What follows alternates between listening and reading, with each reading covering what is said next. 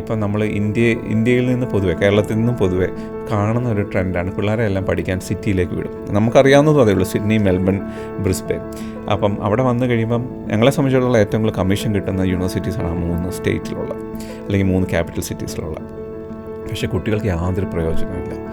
അപ്പം ഞങ്ങൾ അത് കൃത്യമായിട്ട് പറഞ്ഞു കൊടുക്കും, ഏത് റീജിയണൽ സ്ഥലങ്ങളിലാണ് പോകേണ്ടത്, എവിടെയാണ് നിങ്ങൾ ഒക്കുപ്പേഷൻസ് ഡിമാൻഡുള്ളത്, നിങ്ങൾക്ക് PR പോകാൻ സാധ്യതയുണ്ടോ, അങ്ങനെയുള്ള കാര്യങ്ങളെല്ലാം. എനിക്ക് തോന്നുന്നു ഞങ്ങളെപ്പോഴും കൂടുതൽ നോ പറയുന്ന ആൾക്കാരാണ്. അതുകൊണ്ട് തന്നെ ആൾക്കാർക്ക് അത് ഇഷ്ടമില്ല. നമ്മൾ വരുന്നവരോടെല്ലാം നോ പറഞ്ഞിട്ട് അവർ തൊട്ടടുത്തുള്ള ഏജൻസി പോകുമ്പോൾ അവർ എസ് പറഞ്ഞെടുക്കും. പക്ഷേ 2 വർഷങ്ങൾക്ക് ശേഷം അവർ തിരിച്ചു വരും, ചേട്ടാ നിങ്ങൾ പറഞ്ഞ സത്യമായിരുന്നു, ഞങ്ങളുടെ പൈസ എല്ലാം പോയി, എങ്ങനെ ഹെൽപ്പ് ചെയ്യാമോ എന്നുള്ളത്. സോ ഞങ്ങൾ നോ പറയുന്നത് വളരെ റീസണബിളായിട്ടുള്ള നോയാണ്. കാരണം നമ്മളവരോട് എക്സ്പ്ലെയിൻ ചെയ്യും. എന്നോട് എൻ്റെ ഏതോ ഒരു സംസാരത്തിൽ ഞാൻ പറഞ്ഞതാണ്, ഇപ്പോഴത്തെ ഒരു പോക്കാണെങ്കിൽ അടുത്ത വർഷത്തോടുകൂടി 40% മലയാളി കുട്ടികളും ഓസ്ട്രേലിയ പഠിക്കാൻ പോയവർ PR ഇല്ലാതെ നാട്ടിലേക്ക് തിരിച്ചു വന്ന് തുടങ്ങും. That is A reality. And ഈ വർഷം തന്നെ എൻ്റെ അറിവിൽ വളരെ കുട്ടികൾ റിട്ടേൺ ടു കേരള.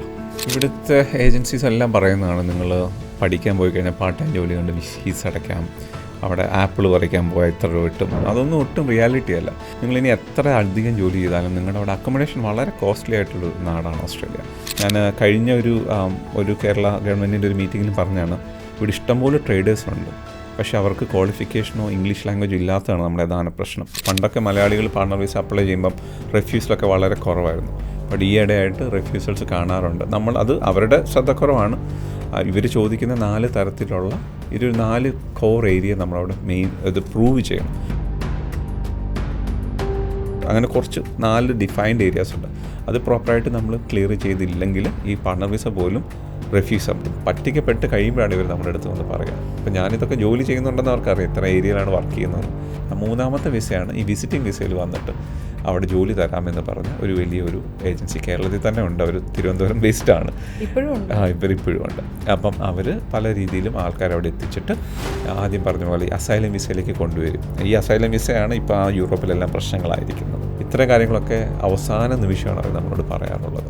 ആരെങ്കിലും ഡൽഹിയിലാണ് മെഡിക്കൽ എന്ന് പറഞ്ഞാൽ അന്നേരം തന്നെ വിചാരിച്ചോണം തട്ടിപ്പാണ്. ഡൽഹി വരെ പാവങ്ങളെ പൈസ കൊടുത്ത് വിടുകയും ഏതെങ്കിലും ഒരു ചെറിയ ലാബിൽ അവരത് സെറ്റ് ചെയ്യുകയും ചെയ്യും. ഇവരെ സംബന്ധിച്ചിടത്തോളം എല്ലാവർക്കും ഓസ്ട്രേലിയ പോകണമെന്ന് ആഗ്രഹമാണ്. ഈ ആഗ്രഹമുള്ള പോപ്പുലേഷൻ എന്തും അവർക്ക് സെല്ല് ചെയ്യാൻ പറ്റും. അപ്പോൾ പറ്റിക്കപ്പെടാനിരിക്കുന്നവർക്ക് അവരുടെ ഇടയിലേക്ക് എത്താം, പരസ്യം കണ്ട് ചെന്ന് അവരുടെ തട്ടിപ്പിൽ പെടാം. പക്ഷേ നിങ്ങളൊരു കൃത്യമായ റിസർച്ചോടുകൂടെ വരികയും ഓസ്ട്രേലിയൻ ഗവൺമെൻറ് അംഗീകരിച്ച അല്ലെങ്കിൽ ഇമിഗ്രേഷൻ ലോ ഫേം വഴി പോവുകയാണെങ്കിൽ നിങ്ങളുടെ ഡെസ്റ്റിനേഷനിലേക്ക് നിങ്ങൾക്ക് കൃത്യമായി എത്തുകയും ചെയ്യും. ഞങ്ങളുടെ എല്ലാ സ്റ്റാഫും ഇന്ത്യൻ ഓഫീസിലുള്ളതാണെങ്കിലും എല്ലാവരും ലോ ക്വാളിഫിക്കേഷനുള്ള ഇവിടുത്തെ ലോയേഴ്സ് തന്നെയാണ്. ഇപ്പോഴും ഓസ്ട്രേലിയയെ സംബന്ധിച്ചിടത്തോളം ഓസ്ട്രേലിയ ഒരു വലിയ രാജ്യമാണ്. ഇന്ത്യയുടെ 3 ഇരട്ടിയുണ്ട്. കേരളത്തിൻ്റെ പോപ്പുലേഷൻ ഇല്ല. അപ്പോൾ നമുക്ക് പോപ്പുലേഷൻ ഇല്ലാതെ ആ രാജ്യം മുന്നോട്ട് പോകാൻ സാധിക്കില്ല. ഓസ്ട്രേലിയ ഏറ്റവും കൂടുതൽ ധാതു ലവണങ്ങളുള്ള രാജ്യമാണ്. ഇന്ത്യക്ക് യുറേനിയം നൽകുന്നത്, കോൾ നൽകുന്നത്, അദാനിക്ക് കോൾ മൈൻ പോലും ഓസ്ട്രേലിയയിലുണ്ട്. അപ്പോൾ ഏറ്റവും കൂടുതൽ ഇതുവരെ റിസോഴ്സ് യൂസ് ചെയ്യാത്ത ഒരു രാജ്യം കൂടിയാണ്. കാലാകാലങ്ങളായിട്ട് മൈഗ്രേഷനെ കുറിച്ച് ആളുകൾ സംസാരിക്കുമ്പോൾ അല്ലെങ്കിൽ വിദേശ രാജ്യത്ത് പോകണമെന്ന് പറയുമ്പോൾ പലരും എടുത്തു പറയുന്ന പേരുകളിലൊന്നാണ് ഓസ്ട്രേലിയ. ഒരു ഓസ്ട്രേലിയൻ PR, ഓസ്ട്രേലിയൻ സിറ്റിസൺഷിപ്പ്. കാരണം അത് ആ രാജ്യത്തിൻ്റെ ഭംഗി, അവിടെ കിട്ടുന്ന ജോലികളുടെ സാധ്യത, അതിനുശേഷമുള്ള അവരുടെ ഫ്യൂച്ചർ, അവരുടെ മക്കളുടെ ഫ്യൂച്ചർ, ഇതെല്ലാം ചേർത്ത് പറയുന്നതാണ്. പക്ഷേ ഈ പറയുന്ന അത്ര എളുപ്പമാണോ ഇത്?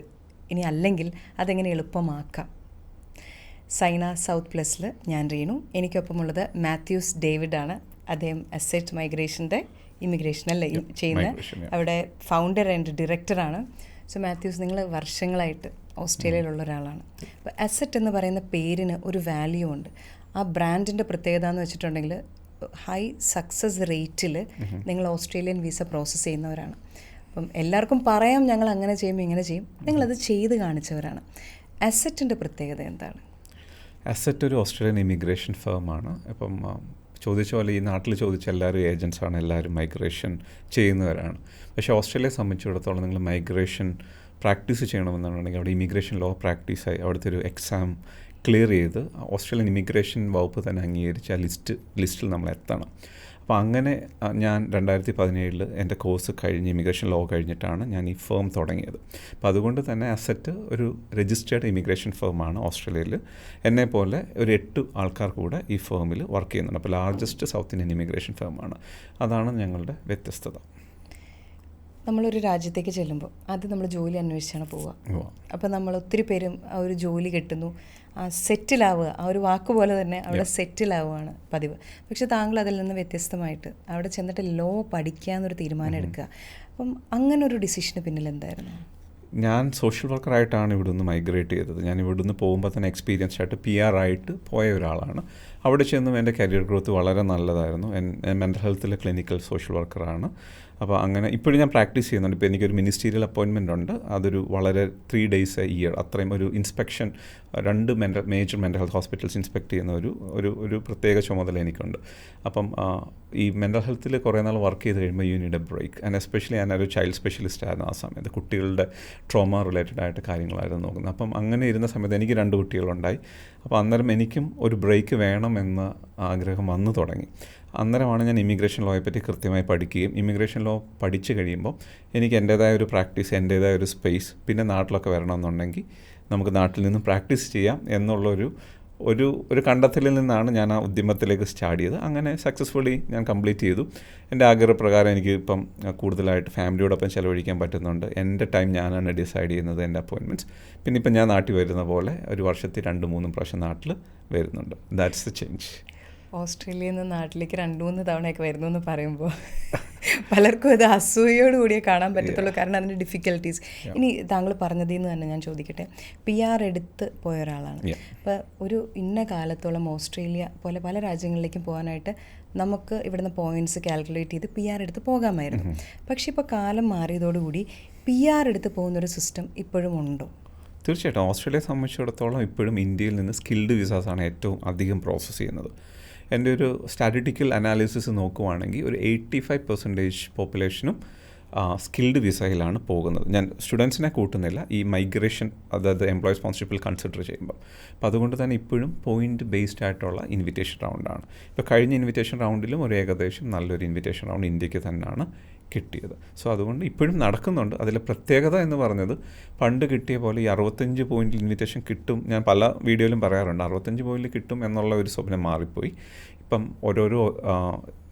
ഓരോ ഒക്കുപ്പേഷനും അതിൻ്റേതായ പോയിൻ്റ് റിക്വയർമെൻറ്റ്സ് കൂടിയിട്ടുണ്ട്. ജനറലായിട്ട് നഴ്സസൊക്കെ ഒരു 65 പോയിൻ്റ് വിളിച്ചുകൊണ്ടിരുന്നതൊക്കെ കഴിഞ്ഞ മെയിൻ ഇൻവിറ്റേഷൻ റൗണ്ടിൽ 85 പോയിൻ്റ് വരെയാണ്. അപ്പം 65 പോയിൻറ്റിൽ നമ്മൾ ഈ സ്കിൽഡ് മൈഗ്രേഷൻ എലിജിബിളാവും. അത് പറഞ്ഞിട്ട് വളരെയധികം ആൾക്കാർ പണം മേടിച്ച് വെക്കുന്നുണ്ട്. പക്ഷേ പ്രാക്ടിക്കലി അതൊന്നും പോസിബിൾ ആവില്ല. ചില ഒക്കുപ്പേഷൻസ് വളരെ ഹയർ പോയിൻറ്റ്സിൽ മാത്രമാണ് ഇൻവിറ്റേഷൻ പോകുന്നത്. നിങ്ങൾ ഒരു രാജ്യത്ത് മാത്രമല്ല ഓപ്പറേറ്റ് ചെയ്യുന്നത്.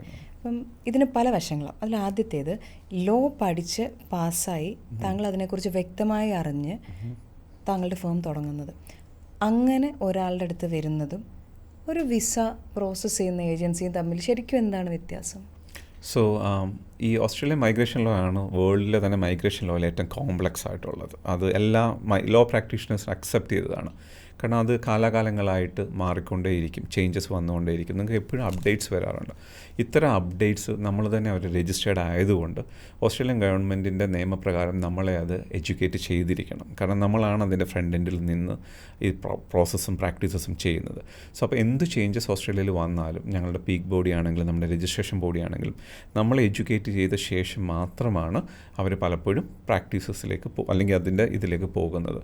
പലപ്പോഴും നമ്മളുടെ പീക്ക് ബോഡിയുടെ അല്ലെങ്കിൽ നമ്മളുടെയൊക്കെ അഭിപ്രായങ്ങൾ അവർ പലപ്പോഴും ഈ രീതിയിൽ സ്റ്റേക്ക് ഹോൾഡേഴ്സ് മീറ്റിംഗ്സ് കോമൺ ആണ്. അപ്പോൾ അതുകൊണ്ട് തന്നെ എന്ത് ചെറിയ ചേഞ്ചസ് വന്നാലും ഞങ്ങൾ അപ് ടു ഡേറ്റ് ആണ്. അതേ സംബന്ധിച്ചിട്ട് വേറെ ഒരു ലോകരാജ്യങ്ങളിലിരിക്കുന്നത്, ഇപ്പോൾ ഇന്ത്യയിൽ തന്നെ, ഇപ്പോൾ കൊച്ചിയിൽ തന്നെ നോക്കിക്കഴിഞ്ഞാൽ വളരെയധികം മൈഗ്രേഷൻ ഏജൻസീസ് ഉണ്ട്. ഇപ്പോൾ ഞങ്ങളുടെ ഇമിഗ്രേഷൻ ലോ സൈറ്റിൽ എടുത്തിട്ട് ഇവിടുത്തെ രജിസ്റ്റേർഡ് ഏജൻസി നോക്കിയാൽ 4 കൂടുതൽ എനിക്ക് തോന്നുന്നില്ല ഉണ്ടെന്നുള്ള, അതിൽ കൂടുതൽ ആരും ഇല്ല. അപ്പം അത് മാറാന്ന് പറഞ്ഞ വെബ്സൈറ്റിൽ കയറി സെർച്ച് കൊച്ചിയിൽ നിന്ന് അടിച്ചു കഴിഞ്ഞാൽ എല്ലാവർക്കും കാണാൻ പറ്റും. എൻ്റെ പേരോട് ഉറപ്പായിട്ടും കാണും, ഞാൻ രജിസ്റ്റേർഡ് ആയതുകൊണ്ട്. അപ്പോൾ ഇവരെ സംബന്ധിച്ചിടത്തോളം ഇവർക്കൊന്നും അത്തരത്തിലുള്ള അപ്ഡേറ്റ്സോ കാര്യങ്ങളോ ഒന്നുമില്ല. അപ്പോൾ അതും ഇല്ലാത്തത് കൊണ്ട് തന്നെ അതിൻ്റേതായ പ്രശ്നങ്ങൾ ഫ്യൂച്ചറിലേക്ക് വിസയുടെ പ്രാക്ടീസസിൽ വരുമ്പോഴും വരാറുണ്ട്. രജിസ്റ്റേർഡ് ആയിട്ട് പ്രാക്ടീസ് ചെയ്യുന്ന സമയത്ത് ഒരാൾ രജിസ്റ്റേർഡ് ആണെന്ന് പറയുമ്പോൾ, ഞാനിപ്പോൾ എനിക്ക് ഓസ്ട്രേലിയക്ക് പോകാൻ വേണ്ടിയിട്ടാണെങ്കിൽ ഞാൻ നിങ്ങളുടെ അടുത്തേക്ക് വരുമ്പോൾ എനിക്ക് കിട്ടുന്ന പ്രൊട്ടക്ഷൻ എന്താ? When I come to you. Okay. So ഞങ്ങൾ ഒരു ഫീ എസ്റ്റിമേറ്റ് കൊടുക്കുമ്പോഴോ കോൺട്രാക്റ്റ് കൊടുക്കുമ്പോൾ ഒരു കൺസ്യൂമർ പ്രൊട്ടക്ഷൻ ഓസ്ട്രേലിയൻ ഗവൺമെൻറ് തന്നത് നിങ്ങൾക്ക് അറ്റാച്ച് ചെയ്തിരിക്കും. അതിൻ്റെ അകത്ത് പറയുന്നത് തന്നെ ഞങ്ങൾ എന്തെങ്കിലും റോങ് ആയിട്ട് ചെയ്താൽ ഞങ്ങൾക്ക് എങ്ങനെ കംപ്ലയിൻറ്റ് ചെയ്യാമെന്നുള്ളതാണ്. സോ അത് തന്നെയാണ് നമ്മുടെ അഷ്വറൻസ്. നിങ്ങളുടെ സാധനം നമ്മൾ എടുക്കുമ്പം നമുക്ക് ഓസ്ട്രേലിയൻ ഗവൺമെൻറ്റിൻ്റെ നിയമപ്രകാരം ഒരു പ്രോസ്പെക്റ്റീവായ ഒരു ക്ലയൻറ്റ് ആയിരിക്കണം എന്നുള്ളതുണ്ട്. അതായത് നടക്കില്ല എന്ന് നമ്മൾക്ക് ബോധ്യമുണ്ടെങ്കിൽ ആ കാര്യം എടുക്കാൻ പാടില്ല എന്നുള്ളതാണ് ഓസ്ട്രേലിയൻ ഗവൺമെൻറ്റിൻ്റെ നിയമം തന്നെ. പക്ഷേ പലപ്പോഴും ഓസ്ട്രേലിയ രജിസ്റ്റേർഡ് ആയവർ പോലും ഈ 65 പോയിൻറ്റിൻ്റെ ഒരു ക്ലെയിം ക്ലോസ് കിടക്കുന്നത് കൊണ്ട് അവരെപ്പോഴും പറയും 65 പോയിൻ്റ് ഉണ്ട്, ഓസ്ട്രേലിയൻ ഗവൺമെൻറ് പറയുന്ന പ്രകാരം നിങ്ങൾ എലിജിബിളായി. പക്ഷേ അവർക്കതിൽ അങ്ങനെ പറഞ്ഞു കഴിയുമ്പോൾ അവർ ആ ലൂപ്പ് ഹോളിൽ നിന്ന് രക്ഷപ്പെടും. പക്ഷേ പലപ്പോഴും എൻ്റെ അറിവിൽ പല ആൾക്കാർ എസ്പെഷ്യലി GCCയിലുള്ളവരൊക്കെ വർഷങ്ങളോളം ഇൻവിറ്റേഷൻ കിട്ടാതെ അവരുടെ പണം നഷ്ടപ്പെട്ട് കിടക്കുന്ന ഒരവസ്ഥയുണ്ട്. ഒരു വളരെ സിമ്പിൾ എക്സാമ്പിൾ പറയാം. ഒരു അക്കൗണ്ടൻറ്റ് ഓസ്ട്രേലിയയിൽ ഏറ്റവും കൂടുതൽ സാധ്യതകളുള്ളതാണ്. പക്ഷേ ഏറ്റവും കൂടുതൽ ആൾക്കാർ ഇൻസൈഡ് ഉള്ള ഒരു ഒക്കുപ്പേഷനോടാണ്, ലൈക്ക് പഠിക്കാൻ വന്നതും അങ്ങനെയുള്ള. അപ്പോൾ അതുകൊണ്ട് അങ്ങനെയുള്ളൊരു അക്കൗണ്ടൻറ്റിനെ ഒരു ചെറിയ പോയിന്റിൽ ഒരിക്കലും ഓസ്ട്രേലിയക്ക് വെളിയിൽ നിന്ന് അവരെടുക്കില്ല. ഒരു 90-95 പോയിൻ്റ് ഇല്ലാതെ ഒരിടത്തും ഞങ്ങളൊരു ഇൻവിറ്റേഷൻ ഈ കഴിഞ്ഞ 1-2 വർഷമായിട്ട് കണ്ടിട്ടില്ല.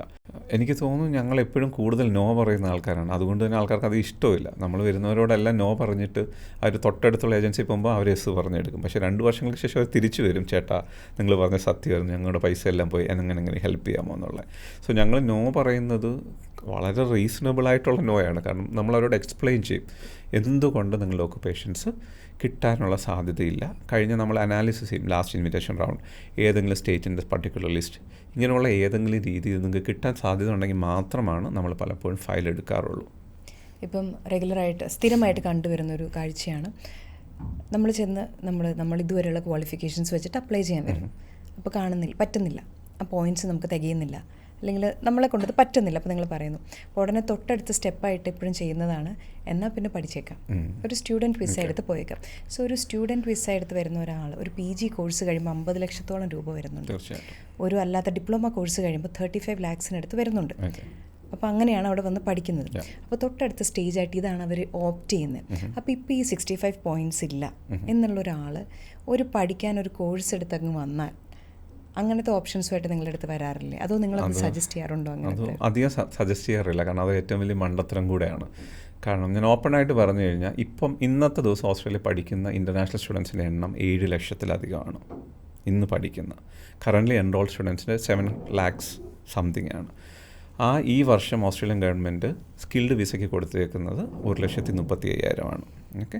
ഈ 1,35,000 സ്റ്റുഡൻസിന് തന്നെ കൊടുക്കുമോ എന്നുള്ളത് ഒരിക്കലും നിർബന്ധമില്ലല്ലോ. ഓസ്ട്രേലിയയുടെ സ്കിൽ പ്രോഗ്രാം എന്ന് പറയുന്നത് എക്സ്പീരിയൻസ്ഡ് ആയിട്ട് ഓവർസീസിൽ നിന്ന് ആളെ കൊണ്ടുവരാൻ വേണ്ടിയാണ്. അപ്പോൾ നമ്മളൊരു പകുതി 1,35,000 പകുതി അങ്ങ് മാറ്റാം, വെളിയിൽ കൊടുക്കാം. ഇനി 65,000 70,000 ഓസ്ട്രേലിയക്കുള്ളിലുള്ളവർക്ക് കൊടുക്കുമെന്ന് വിചാരിച്ചോ. ഈ 7 ലക്ഷം 70,000 തമ്മിലുള്ള അന്തരം നിങ്ങൾക്കറിയാം. അപ്പോൾ ഇവിടുന്ന് പോകുന്ന സ്റ്റുഡൻസിനൊക്കെ PR കിട്ടുമെന്ന് പറഞ്ഞ് എഡ്യൂക്കേഷൻ ഏജൻസി വിടുന്നത് തന്നെ മണ്ടത്തരാണ്. ഇതൊക്കെ ബേസിക് സ്റ്റാറ്റിസ്റ്റിക്സ് ജസ്റ്റ് ഗൂഗിൾ ചെയ്താൽ കിട്ടുന്ന കേസേ ഉള്ളൂ. ഇല്ലെങ്കിൽ അവർക്കൊരു എംപ്ലോയറിനെ കിട്ടണം. എംപ്ലോയറിനും ലിമിറ്റഡ് ആണ് നമ്പേഴ്സ്. അപ്പം എല്ലാവർക്കും പഠിക്കാൻ പോകുന്നത് കൊണ്ട് PR കിട്ടില്ല.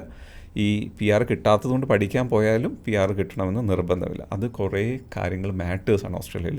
ഇമിഗ്രേഷൻ, PR എന്നുള്ള കേസസ് ഇപ്പം നമ്മൾ ഇന്ത്യയിൽ നിന്ന് പൊതുവെ, കേരളത്തിൽ നിന്നും പൊതുവെ കാണുന്ന ഒരു ട്രെൻഡാണ്. പിള്ളേരെ എല്ലാം പഠിക്കാൻ സിറ്റിയിലേക്ക് വിടും. നമുക്കറിയാവുന്നതും അതേ ഉള്ളൂ, സിഡ്നി, മെൽബൺ, ബ്രിസ്ബെയിൻ. അപ്പം അവിടെ വന്നു കഴിയുമ്പം ഞങ്ങളെ സംബന്ധിച്ചിടത്തോളം ഏറ്റവും കൂടുതൽ കമ്മീഷൻ കിട്ടുന്ന യൂണിവേഴ്സിറ്റീസാണ് ആ 3 സ്റ്റേറ്റിലുള്ളത്, അല്ലെങ്കിൽ 3 ക്യാപിറ്റൽ സിറ്റീസിലുള്ളത്. പക്ഷേ കുട്ടികൾക്ക് യാതൊരു പ്രയോജനമില്ല. അപ്പം ഞങ്ങൾ അത് കൃത്യമായിട്ട് പറഞ്ഞു കൊടുക്കും, ഏത് റീജിയണൽ സ്ഥലങ്ങളിലാണ് പോകേണ്ടത്, എവിടെയാണ് നിങ്ങൾ ഓക്കുപ്പേഷൻസ് ഡിമാൻഡുള്ളത്, നിങ്ങൾക്ക് PR പോകാൻ സാധ്യതയുണ്ടോ, അങ്ങനെയുള്ള കാര്യങ്ങളെല്ലാം. നമുക്ക് ഇന്ത്യൻ പാസ്പോർട്ട് ഹോൾഡറിന് നമ്മുടെ പ്രധാനമന്ത്രി ചെയ്ത ഒരു വലിയൊരു ഉപകാരമാണ്. സാധാരണ കൺട്രിക്ക് 2 വർഷം കിട്ടുമ്പോൾ ഇന്ത്യൻ പാസ്പോർട്ട് ഹോൾഡർ ആണെങ്കിൽ നമുക്ക് 3 വർഷം വരെ സ്റ്റേ ബാക്ക് കിട്ടും. പക്ഷേ നിങ്ങളത് റീജിയനിലാണ് പഠിക്കുന്നതെന്നുണ്ടെങ്കിൽ ഈ സ്റ്റേ ബാക്ക് വിസ തീർന്നാലും ഒരു പ്രാവശ്യം കൂടെ അത് അപ്ലൈ ചെയ്യാൻ പറ്റും. ഇപ്പോൾ കാറ്റഗറി 2 റീജിയൻ ആണെങ്കിൽ 1 വർഷം കൂടെ കിട്ടും, കാറ്റഗറി 3 റീജിയൻ ആണെങ്കിൽ 2 വർഷം കൂടെ കിട്ടും. ഇപ്പോൾ ഈ സ്റ്റേ ബാക്കിൻ്റെ കാര്യം പറഞ്ഞല്ലോ, ഇപ്പോൾ ഒരുപാട് രാജ്യങ്ങളിലും ഇപ്പോൾ UK, ഇപ്പോൾ ന്യൂസിലാൻഡ് ഇതൊക്കെ എടുത്തിട്ടുണ്ടെങ്കിൽ സ്റ്റേ ബാക്ക് ഉണ്ട്. പക്ഷേ സ്റ്റേ ബാക്കിൽ നിൽക്കുന്ന ഒരുപാട് പേരും പറയുന്നത്, നിങ്ങൾ ഈ പറഞ്ഞ 7 ലക്ഷം എന്ന് പറഞ്ഞാൽ ഇപ്പോഴാണ്, അടുത്ത വർഷമാകുമ്പോൾ അടുത്ത ലക്ഷങ്ങളും കൂടി വന്നു കഴിഞ്ഞ് ഓരോ വർഷം ആൾക്കാർ വന്നുകൊണ്ടിരിക്കുക. ഈ 3 വർഷത്തെ സ്റ്റേ ബാക്കിൽ പോലും ജോലി കിട്ടുന്ന ആളുകളുടെ ശതമാനം വളരെ കുറവാണ്. അപ്പം എല്ലാവരും ചോദിക്കുന്ന ഒരു കൺസേണിങ് ആയിട്ടുള്ളൊരു ക്വസ്റ്റ്യൻ ഇതാണ്. നേരത്തെ പറഞ്ഞ പോലെ തന്നെ നമ്മളിപ്പോൾ ഇതിന് അപ്ലൈ ചെയ്താലും നമ്മളങ്ങോട്ട് വിസയ്ക്ക് വേണ്ടിയിട്ട് നടന്നാലും ഇതിന് യാതൊരു ഗ്യാരൻറ്റിയും ഇല്ലല്ലോ അല്ലേ എന്നുള്ളൊരു ചോദ്യം, അതിൻ്റെ ഒരു ഉത്തരം എന്തായിരിക്കും? സോ നമ്മുടെ അവിടെ വരുന്ന എല്ലാ കുട്ടികൾക്കും ജോലി കിട്ടണമെന്ന് ഉറപ്പില്ല. അപ്പോൾ അവർ വളരെ ടാലൻറ്റഡ് ആണെങ്കിൽ കിട്ടാറുമുണ്ട്, ഇല്ല എന്നുള്ളതല്ല. അപ്പോൾ ജോലി കിട്ടാതെ ഇനിയൊരു PR പോകാനുള്ള സാധ്യതകളും വളരെ കുറവായിക്കൊണ്ടിരിക്കുന്നു. ഇതിൽ എപ്പോഴും ശ്രദ്ധിക്കേണ്ട കാര്യങ്ങൾ, എല്ലാ സ്റ്റേറ്റിനും ഈ ജോലി കിട്ടണമെന്ന് നിർബന്ധമില്ല. പക്ഷേ ഇവർ ഈ ടാസ്മാനിയയിലോ സൗത്ത് ഓസ്ട്രേലിയയിലോ നോർത്തേൺ ടെറിട്ടറിയിലൊക്കെ പഠിച്ചാൽ അവർക്ക് ഓൾമോസ്റ്റ് PR ഗ്യാരണ്ടീഡാണ്. ഇതാരും കുട്ടികളോട് പറഞ്ഞു കൊടുക്കാറില്ല. അപ്പം അതുകൊണ്ട് തന്നെ ജോലി കിട്ടാതെയും PRലേക്ക് പോകാൻ സാധ്യതയുള്ള സ്റ്റേറ്റുകളുണ്ട്. ജോലി കിട്ടിയാലും PRലേക്ക് പോകാൻ സാധിക്കാത്ത സ്റ്റേറ്റുകളുണ്ട്. ഫോർ എക്സാമ്പിൾ എന്നോട് എൻ്റെ ഏതോ ഒരു സംസാരത്തിൽ ഞാൻ പറഞ്ഞതാണ്, ഇപ്പോഴത്തെ ഒരു പോക്കാണെങ്കിൽ അടുത്ത വർഷത്തോടുകൂടി 40% മലയാളി കുട്ടികളും ഓസ്ട്രേലിയ പഠിക്കാൻ പോയവർ PR ഇല്ലാതെ നാട്ടിലേക്ക് തിരിച്ചു വന്ന് തുടങ്ങും. അതൊരു that is A reality. And ഈ വർഷം തന്നെ എൻ്റെ അറിവിൽ വളരെ കുട്ടികൾ റിട്ടേൺ ടു കേരള. പണ്ട് പറയുന്നൊരു സെൻറ്റൻസ് ഉണ്ടായിരുന്നു, അതിലിപ്പോൾ യാഥാർത്ഥ്യമുണ്ടോ എന്നുള്ളതാണ് ഞാൻ ചോദിക്കുന്നത്.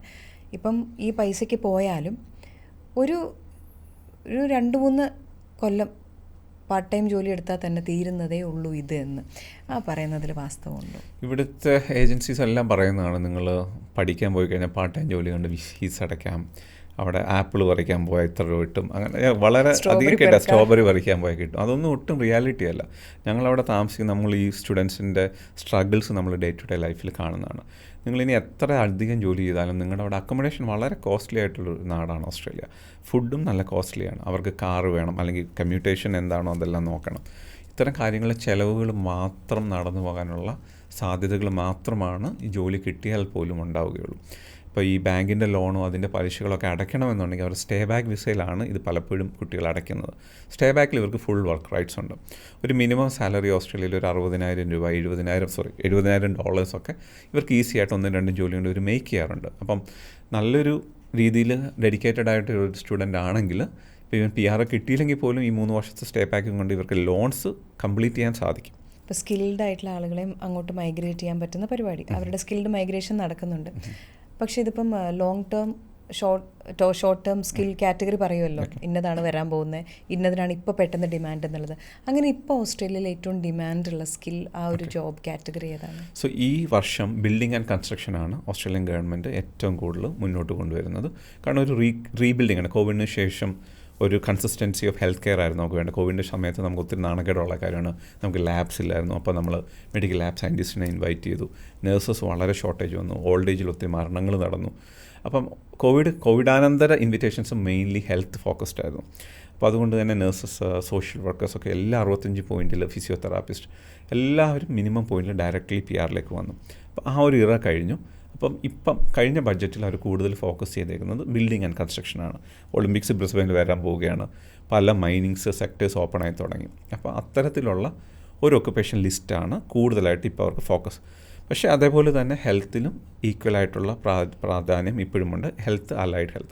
അലൈഡ് ഹെൽത്താണ് കുറച്ചുകൂടെ നമുക്കവിടെ ഷോർട്ടേജ് ഉള്ളത്. Physio, occupational therapy, social workers, psychologist, അങ്ങനെ വിവിധങ്ങളായ ഓഡിയോളജിസ്റ്റൊക്കെ ഒരു 65-70 പോയിൻറ്റിൽ ഇൻവിറ്റേഷൻ, സ്പീച്ച് പത്തോളജിസ്റ്റ്, എല്ലാവരും ഞങ്ങൾ ഡയറക്റ്റായിട്ട് PRൽ കൊണ്ടുവെക്കുന്ന ഓക്കുപേഷൻസാണ്. അപ്പം ഇതെല്ലാം കമ്പൈൻഡായിട്ട് വരുന്നത് നല്ലതാണ്. പിന്നെ ഉള്ളത് specifically to construction engineers, civil, construction managers, അതെല്ലാവരും തന്നെ ഹൈ ഡിമാൻഡ്സിലാണ്. പിന്നെ ഏറ്റവും ഇമ്പോർട്ടൻ്റ് ആയിട്ടുള്ളത് ട്രേഡാണ്. ഞാൻ കഴിഞ്ഞ ഒരു കേരള ഗവൺമെൻറ്റിൻ്റെ ഒരു മീറ്റിങ്ങിലും പറഞ്ഞാണ്, ഇവിടെ ഇഷ്ടംപോലെ ട്രേഡേഴ്സുണ്ട്, പക്ഷേ അവർക്ക് ക്വാളിഫിക്കേഷനോ ഇംഗ്ലീഷ് ലാംഗ്വേജോ ഇല്ലാത്തതാണ് നമ്മുടെ പ്രധാന പ്രശ്നം. ഇപ്പോൾ ഓസ്ട്രേലിയക്ക് ഏറ്റവും ഡിമാൻഡുള്ളത് പെയിൻറ്റർ, ബ്രിക്ക് ലെയർ, നമ്മുടെ കട്ടപണി, ആശാരി, മേശരി, അങ്ങനെയുള്ള സ്റ്റോൺ, പിന്നെ കൽപ്പണിക്കാർ, ഇങ്ങനെയുള്ളവർക്ക് 65 പോയിൻറ്റിലും അല്ലെങ്കിൽ ഡയറക്റ്റായിട്ട് മൈഗ്രേറ്റ് ചെയ്യാനും വേണം എല്ലാ പ്രൊവിഷനും ഓസ്ട്രേലിയൻ ഗവൺമെൻറ് ഈ കഴിഞ്ഞ റൗണ്ടിൽ തന്നെ ഇൻവൈറ്റ് ചെയ്തിട്ടുണ്ട്. അത്രയ്ക്ക് ഷോർട്ടേജുള്ള ഈ കൺസ്ട്രക്ഷനിൽ തന്നെയുള്ള ഓക്കുപേഷൻസാണ്. പക്ഷേ അൺഫോർച്ചുനേറ്റ്ലി നമ്മുടെ ആൾക്കാർക്ക് ഈ ക്വാളിഫിക്കേഷൻസും ഇംഗ്ലീഷ് ലാംഗ്വേജിൻ്റെ പരിജ്ഞാനവുമാണ് ഏറ്റവും പ്രശ്നമായി വരുന്നത്. ഉണ്ടെങ്കിൽ ഏറ്റവും ഈസിയായിട്ട് കൊണ്ടുപോകാൻ സാധ്യതയുള്ളവരും അവരെയാണ്. ഇപ്പം ഇതുവരെ ഉണ്ടായിരുന്നൊരു സെൻറ്റൻസ് ഇതായിരുന്നു, നേഴ്സ് ആണെങ്കിൽ ലോകത്തിൽ എവിടെ ചെന്നാലും PR കിട്ടും, PR ഏറ്റവും എളുപ്പത്തിൽ കിട്ടുന്ന ഒരു നേഴ്സിനാണെന്ന്. പക്ഷേ ഇപ്പോൾ ഓസ്ട്രേലിയയിലേക്ക് വരുമ്പോൾ ഏറ്റവും എളുപ്പത്തിൽ PR കിട്ടുന്ന ഒരു നേഴ്സിനാണോ? നേഴ്സ് ഇപ്പോഴും ലിസ്റ്റിലുണ്ട്. പക്ഷേ നേഴ്സിനേക്കാളും കൂടുതൽ ഞാൻ പറഞ്ഞ അതിനേക്കാളും ചാൻസസ് ആണ് ഇപ്പം മറ്റേ ഈ ട്രേഡ് വർക്കേഴ്സ്, ഞാൻ പറഞ്ഞ ബിൽഡിംഗ് ആൻഡ് കൺസ്ട്രക്ഷൻ, അവരെക്കാളും കുറഞ്ഞ പോയിന്റിലാണ് ഇൻവിറ്റേഷൻ വന്നത്. ഒരു മാസമായിട്ടുള്ള നമ്മുടെ 189 ഇൻവിറ്റേഷൻ റൗണ്ട് കഴിഞ്ഞിട്ട് ആദ്യത്തെ ഇൻവിറ്റേഷൻ റൗണ്ട്, അതിൽ നേഴ്സസ് 80-85 പോയിന്റിലേക്ക് ഉയർന്നു. 65 പോയിന്റിൽ ഇൻവിറ്റേഷൻ വന്നുകൊണ്ടിരുന്ന ഓക്കുപേഷനാണ്. ഒത്തിരി അധികം നമ്മുടെ കുട്ടികൾ തന്നെ നേഴ്സിംഗ് അവിടെ പഠിക്കുന്നുണ്ട്. പിന്നെ അവിടുത്തെ ആൾക്കാരും നേഴ്സിംഗ് പഠിക്കുന്നുണ്ട്. അപ്പോൾ നേഴ്സിങ്ങിൻ്റെ ഒരു ഷോർട്ടേജ് പണ്ടത്തെ പോലെ ഉണ്ടോ എന്ന് ചോദിച്ചാൽ കോവിഡിന് ശേഷമുണ്ടായിരുന്ന ഒരു ഷോർട്ടേജ് മാറിയിട്ടുണ്ട്. അപ്പോൾ അതുകൊണ്ട് തന്നെയാണ് ഈ പോയിൻ്റ് ഇൻക്രീസ് വരുമ്പോൾ തന്നെ നമുക്കറിയാം അത് ഹ്യൂജ് ആയിട്ടുള്ള ആൾക്കാർ അപ്ലൈ ചെയ്തിട്ടുണ്ട്. നമ്പേഴ്സ് കൂടുതലാണ്, അവർക്കുള്ള നീഡ് കുറവാണ്, അന്നേരമാണ് ഈ പോയിൻ്റ് കൂടി വരുന്നത്. എപ്പോഴും ഞങ്ങൾ ഫാർമസിസ്റ്റിൻ്റെ കാര്യം പറഞ്ഞു, ഫാർമസിസ്റ്റ് ഓവർ സപ്ലൈഡ് ആയി ലാസ്റ്റ് 1 ഇയറോടുകൂടെ. കേരളത്തിൽ നിന്ന് ഒത്തിരി പേര് എക്സാം പാസ്സായി അവിടെ എത്തി. പക്ഷേ ഇപ്പോൾ അവർ നോക്കുമ്പോൾ അവർക്ക് സാധാരണ പോലെ ഇൻവിറ്റേഷൻ വരാറില്ല. പക്ഷേ സ്റ്റിൽ ഓസ്ട്രേലിയ നീഡ് ഫാർമസിസ്റ്റ് ഉള്ളി ഇൻ ദ റീജിയണൽ ഏരിയാസ്. അതാണ് അതിൻ്റെ ഡിഫറൻസ്. ഇനി സ്കാമുകളും ഒരുപാട് ഇതിനെ ചുറ്റിപ്പറ്റിയുണ്ടല്ലോ. അപ്പോൾ ഞാൻ കേട്ടൊരെണ്ണം എനിക്ക് വളരെ രസകരമായിട്ട് തോന്നി, അതൊരാൾ വിശ്വസിക്കുന്നുണ്ടല്ലോ. ടൂറിസ്റ്റ് വിസയിൽ എത്തി നിൽക്കുക, പാർട്ട് ടൈം ജോലി കിട്ടുക, അത് കഴിഞ്ഞാൽ നമുക്ക് PR കിട്ടും. ഈ സെൻറ്റൻസ് സത്യത്തിൽ അതെന്താണത്? അത് ആക്ച്വലി ഇവർ പ്രാക്ടിക്കലി ഇവർ പോസിബിൾ ആക്കിയ കേസാണ്. അതൊരു വലിയ ഫ്രോഡാണ്. അവർ പ്രാക്ടിക്കലാക്കിയ ഇൻ ദ സെൻസ് അവർ വിസിറ്റിംഗ് വിസയിൽ എന്തൊക്കെയോ ഡോക്യുമെൻറ്റ്സ് വെച്ചിട്ട് അവൾ ആൾക്കാരെ എത്തിച്ചിട്ടുണ്ട്. അതിനുശേഷം അവിടുത്തെ പ്രൊട്ടക്ഷൻ വിസ അപ്ലൈ ചെയ്യുകയാണ് അവർ ചെയ്യുന്നത്. ഇവരറിയുക കൂടിയില്ല, അസൈലം വിസ. അപ്പോൾ അവിടെ വന്നിട്ട് ഇവരറിയാതെ തന്നെ അസൈലം വിസ ചെയ്യും. അസൈലം വിസയ്ക്കകത്ത് ഫുൾ വർക്ക് റൈറ്റ്സും മെഡിക്കെയറും എല്ലാം ഉണ്ട്. പക്ഷേ അത് ഇന്ത്യ എന്നൊരു രാജ്യത്തെ അപകീർത്തിപ്പെടുന്ന ഒരു പ്രവണതയാണ് കാണിക്കുന്നത്. പക്ഷേ ഇപ്പോഴത്തെ ഗവൺമെൻറ് അങ്ങനത്തെ വിസ അപ്ലൈ ചെയ്താലും 4 മുതൽ 8 ആഴ്ചയ്ക്കുള്ളിൽ തന്നെ കേസ് എടുത്തിട്ട് റെഫ്യൂസ് ചെയ്യും. പിന്നീട് അവർ ട്രൈബ്യൂണലിൽ പോയും ട്രൈബ്യൂണലിലും ഇപ്പോൾ കേസ് ഭയങ്കര ഫാസ്റ്റായിട്ട് എടുക്കുന്നുണ്ട്. അപ്പോൾ ഇവരുടെ ആൾക്കാരെ പറ്റിക്കുന്നത് നല്ല എമൗണ്ടാണ് അത് മേടിക്കുന്നത്. അപ്പോൾ ഇങ്ങനെയുള്ള എമൗണ്ട് മേടിച്ചിട്ട് അവരെ എവിടെ എത്തിക്കുകയും അവരോട് പറയുന്നത് നിങ്ങൾക്ക് കുറേ നാൾ ജോലി ചെയ്ത് ഈ പൈസകളെല്ലാം വീട്ടാമെന്നുള്ളതാണ്. അതൊരു ഇല്ലീഗൽ പ്രാക്ടീസാണ്. അതിനെതിരെ ഇൻവെസ്റ്റിഗേഷൻ നടക്കുന്നുണ്ട്. ഇന്ത്യയുമായിട്ട് സഹകരിച്ച് ഇന്ത്യ ഓസ്ട്രേലിയ ഭയങ്കര ഇതാണ്, അവർക്കെതിരായിട്ടുള്ള ഇൻവെസ്റ്റിഗേഷൻ നടക്കുന്നുണ്ട്. പക്ഷേ അതൊരു സക്സസ്ഫുള്ളി ചെയ്തൊരു പ്രോഗ്രാമാണ്, like in the sense in A fraud way. But അതൊരിക്കലും എൻ്റർടൈൻ ചെയ്യാൻ സാധിക്കാത്ത രാജ്യ താല്പര്യങ്ങൾക്ക് എഗനസ്റ്റ് ആയിട്ടുള്ള ഒരു പ്രോസസ്സാണ്. പിടിച്ചു കഴിഞ്ഞാൽ അവരെ ജയിലിലടയ്ക്കും, ജയിലിൽ നിന്ന് ഡീപ്പോർട്ട് ചെയ്ത് ഇന്ത്യയിലേക്ക് അവരെത്തിക്കും. പിന്നീട് ഒരിക്കലും അവർക്ക് ഓസ്ട്രേലിയക്ക് ഒരു ചാൻസ് വന്നാൽ കൂടി അവർക്ക് പോകാൻ സാധിക്കില്ല. ഫോർ എക്സാമ്പിൾ അവരുടെ മക്കൾ പഠിച്ച് പാസ്സായി അവരൊരു ഓസ്ട്രേലിയൻ PR അപ്ലൈ ചെയ്താൽ പോലും ഇവർക്ക് അവിടേക്ക് എത്താനോ അല്ലെങ്കിൽ ഇവരുടെ ആപ്ലിക്കേഷൻ കാരണം അവരുടെ വിസ റെഫ്യൂസ് ആവാനുള്ള സാധ്യതകൾ വളരെ ഹൈ ആണ്. സോ അവരുടെ ഓസ്ട്രേലിയൻ ഡ്രീംസ് അതോടുകൂടെ തീരണം. ബ്രദറും സിസ്റ്ററും കല്യാണം കഴിച്ച് അവർ പാർട്ട്ണറാണെന്നും പറഞ്ഞ് അങ്ങോട്ട് കൊണ്ടുവരിക, അങ്ങനെ ഉണ്ടായിട്ടുണ്ടെന്ന് ഞാൻ പറഞ്ഞു കേട്ടിട്ടുണ്ട്. അതിൽ സത്യമായിട്ട് അങ്ങനത്തെ? തീർച്ചയായിട്ടും നോർത്ത് ഇന്ത്യൻ സ്റ്റേറ്റിൽ നിന്ന് അത് വളരെ കോമണായ പ്രാക്ടീസ് ആയിരുന്നു. അപ്പോൾ ഓസ്ട്രേലിയൻ ഗവൺമെൻറ് തന്നെ അത് പിടിക്കുകയുണ്ടായി. അപ്പോൾ അതിനുശേഷമാണ് ഈ പാർട്ട്ണർ വിസ ഇത്രത്തോളം സ്ട്രിക്റ്റ് ആയത്. പണ്ടൊക്കെ മലയാളികൾ പാർട്ട്ണർ വിസ അപ്ലൈ ചെയ്യുമ്പം റെഫ്യൂസലൊക്കെ വളരെ കുറവായിരുന്നു. ബട്ട് ഈയിടെയായിട്ട് റെഫ്യൂസൽസ് കാണാറുണ്ട്.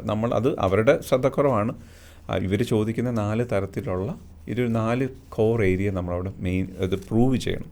ഒന്ന് അവരുടെ റിലേഷൻഷിപ്പ്, ഒന്ന് financial commitment, long time commitment, അതുപോലെ ഹൗസ് ഹോൾഡ്, അങ്ങനെ കുറച്ച് 4 ഡിഫൈൻഡ് ഏരിയാസ് ഉണ്ട്.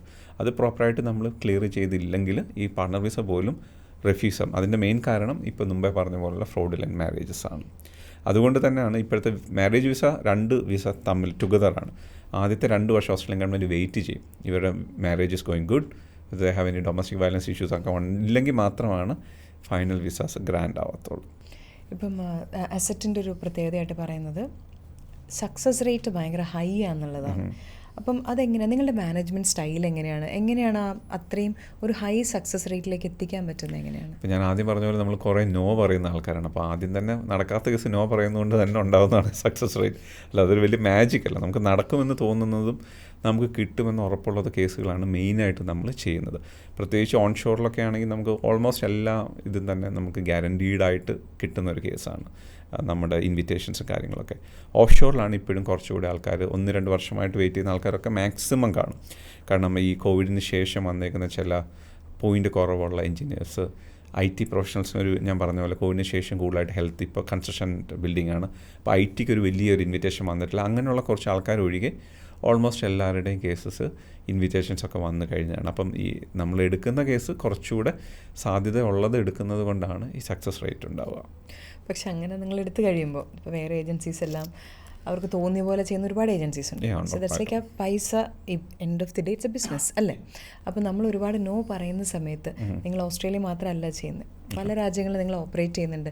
അപ്പോൾ അതെങ്ങനെ ശരിയാവും ഒരു ബിസിനസ് മാൻ്റെ പോയിന്റ് ഓഫ് വ്യൂ? ഉറപ്പായിട്ടും അത് ഞങ്ങളോട് തന്നെ ചോദിച്ച ആദ്യത്തെ ചോദ്യമാണ്, എത്തിക്കൽ മൈഗ്രേഷൻ നടന്നു കഴിഞ്ഞാൽ എങ്ങനെയാണ് ഒരു ബിസിനസ് സർവൈവ് ചെയ്യുന്നുള്ള. പക്ഷേ ഞങ്ങളുടെ റിസൾട്ട് ഭയങ്കര ഡിഫറെൻ്റ് ആയിരുന്നു.